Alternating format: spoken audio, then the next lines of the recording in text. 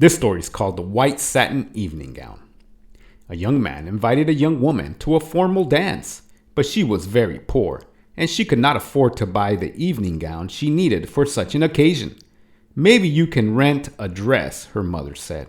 So she went to a pawn shop not far from where she lived.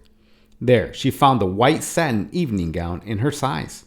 She looked lovely in it, and she was able to rent it for very little. When she arrived at the dance with her friend, she was so attractive, everyone wanted to meet her. She danced again and again and was having a wonderful time.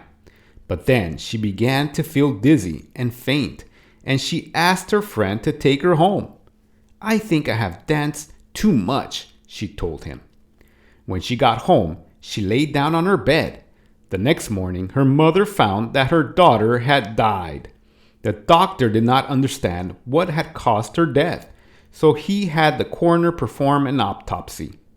The coroner found that she had been poisoned by embalming fluid. It had stopped her blood from flowing. There were traces of the fluid on her dress. He decided it had entered her skin when she perspired while she was dancing. The pawnbroker said he bought the dress from an undertaker's helper.